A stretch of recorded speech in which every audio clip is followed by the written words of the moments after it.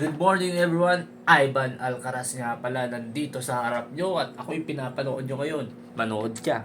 Kasi ito, dito, ngayong araw mismo, June 5, 2024, start from now on, magbablog na uli ako. Abangan nyo ang mga susunod na video ko. Kaya ito yung una kong pinaka-content ngayon. Ngayong araw, June 5. Ito na talaga, umpisa na to. Sunod-sunod na to. Pwedeng daily vlogs or anong vlogs kung kailan. Daily, weekly, monthly. Basta ganun. Basta magbablog ako. Ito na yung gagawin kong libangan sa buhay ngayon. Habang tatrabaho, ganito sa bahay. Gagawin kong kwento to sa vlog ko. Kaya ito, ito ngayon. Gagawin ko ngayon kung ano yung mga gusto kong gawin ngayon. Okay, let's see. So, naglalaro tayo ng league ngayon. So, ito. Panoorin natin. Hindi pala. Panoorin nyo paano maglaro. Gamit natin ngayon ay si Lux. Okay, ito siya. Hindi ko na kung paano ko siya iseset. Ito ba?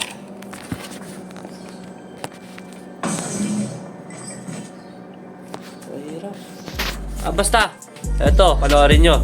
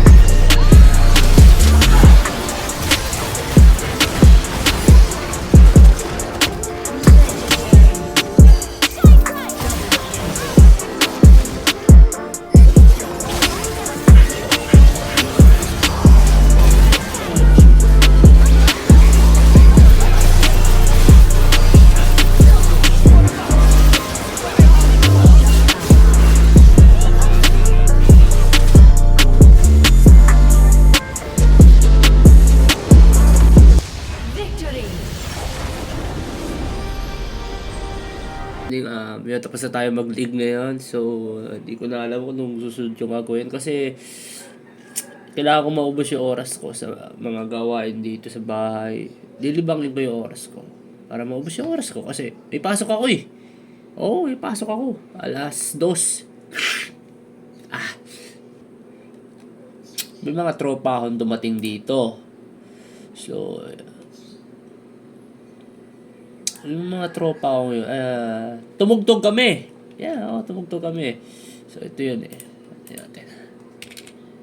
Sana nandito pa. Ito.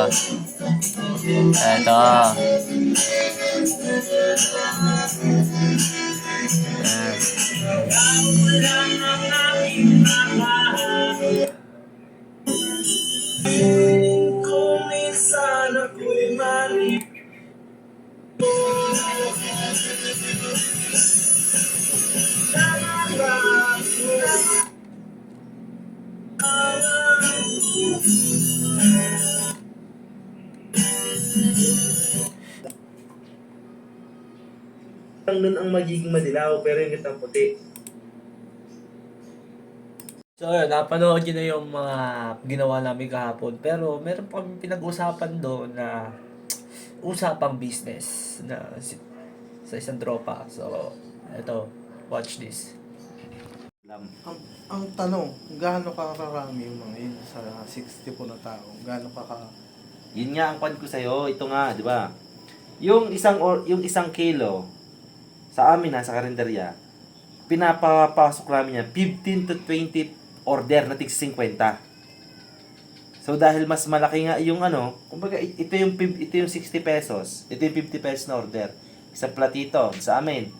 Ngayon dahil 80, hindi gagawin natin, sabihin natin na isang order na 50, tapos dagay natin na kalahati. Di ba ganito na yon? Lalagyan mo yan ng egg ngayon. Depende sa para mas madami pa. Mas looking in your eyes. Baga maganda sa paningin. Shoutout nga pala kay Kung ang iyong Abot kami. pinaplano ay combo meal, kumbaga isang kanin, or any type of rice, Baling, tas isang ulam, combo meal. So, magkano ang presyohan natin yan? 75. Hindi, mababa. 75. 75. Ay. 75 yung combo meal. Combo meal. 80, Tapos, 85 yung pure meat. pure sisig, 85. So, bakit hindi natin gawin na 90? 90 nga, O oh. 89? 89! Oo. 89. 89 Doon, yan. hindi tayo pwedeng lumagpas ng 100. Okay. Kailangan doon lang sa pababa na 89 or 99. 89 tayo sa 89. 89 tas yung Sa combo meal. 79. Combo meal niya na sisig tsaka yung plus Si Shobay, Ibig kunyari. sabihin, ang mangyayari is pa-order. Tama? Oo, per order. Ano ang kailangan mong gawin? Doon sa 2K, pasok na yung ingredients mo. Oo. Ingredients lang yun ha. Yung 2K na Panimula pa lang yan. 10 kilos yun, pre. O, 5 to 10 kilos na ano yun? na baboy. O, Baboy 5 tsaka... Bali hanggang... to 10 kilos na sisig. Luto na yun ha. Luto na yun, 5 to 10 kilos. Doon sa 2K, 5 to 10 kilos yan. Kasama tenga doon ha. Kasama na yung tenga, kasama na yung atay, kasama na yung sibuyas, sili, tsaka yung ingredients. Yung 2K yun na yun. Kumbaga, example, sa 1 kilo ay meron kang 8 order. Sa 1 kilo. Sa yung cellphone. Sa 1 kilo, meron kang 8 order. Natig, Ganun po nan? 2K. 2K. Oh, hindi, 2K. Sabihin natin, sa 1 kilo, 8 order. Kasi ang 1 kilo pre sa amin, doon nung kami nagkakarinderya kay na tito, ang 1 kilo, pinalalabas namin na 15 to 20 order. Isang platito. Magkano naman yung... Ang plano natin ay, Isang... kumbaga mas madami. O sabihin natin na 8 order. Kasi 80 pesos yun eh. Kumbaga. 89 ba? Isang 89. Sabihin natin, ang 1 kilo ay may 8 order. Java rice tsaka na may ano na yun. Meron tayong 5 to 10 kilos. O sabihin na natin na 8. Panagpo tayo sa 8. So, 8 times 8, 64. Meron kang 64 order. 64 times 80. Sige. Magkano? 5-1. O, 5-1. Ngayon, ileles mo dyan yung iyong 2K. yung sa ano mo, yung sa packaging mo. Packaging mo. Ay, less mo, maminus mo Mas na dyan. magandang packaging, mas maganda sa mata, mas mabilis kang mabibilhan. Oo. Yan ay kapag wala kang stall. Pero kung may stall ka naman or meron kang pwesto, yan, goods yan. So, at itutuloy natin ito pagkatapos ng isang kanta. Shoutout sa tropa kay paring Ronald Castro. Yun na nga yung mga napag-usapan namin noon.